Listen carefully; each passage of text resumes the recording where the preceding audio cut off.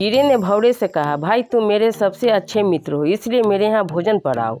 अगले दिन सुबह भंवरा तैयार होकर अपने बच्चों के साथ गोबरी कीड़े के यहाँ भोजन के लिए पहुँचा। कीड़ा उनको देखकर बहुत खुश हुआ और सबका आदर करके भोजन परोसा। भोजन में गोबर की गोलियाँ परोसी और कीड़े ने कहा, खाओ भाई।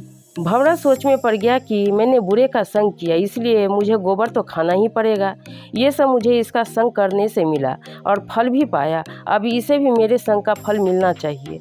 भंवरा बोला, भाई आज मैं आपके यहाँ भोजन के लिए आया, अब तुम भी कल मेरे यहाँ आओगे। अगले दिन कीड़ा तैयार होकर भंवरे के यहाँ पहुँचा। भंवरे ने कीड़े को उठाकर गुलाब के फूल में बिठा दिया। कीड़े ने फूलों का रस पिया, फिर अपने मित्र का धन्यवाद किया और कहा, मित्र तुम तो बहुत अच्छी जगह रहते हो और अच्छा खाते हो। इसके बाद कीड़े ने सोचा, क्यों ना अब मैं यहीं रह जाऊं, और ये सोचकर कीड़ा फूल में ही बैठा रहा। तभी वहां पास के मंदिर का पुजारी आया, फूल तोड़कर ले गया और चढ़ा दिया बिहारी जी और राधा जी के चरणों में।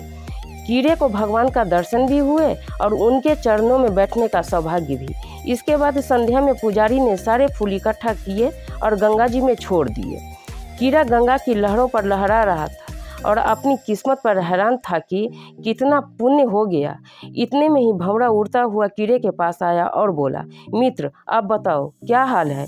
कीड़े ने कहा, भाई अब जन्म जन्म के पापों से मुक्ति हो चुकी है। जहाँ गंगा जी में मरने के बाद अस्थियों को छोड़ा जाता है, वहाँ मैं जिंदा ही आ गया।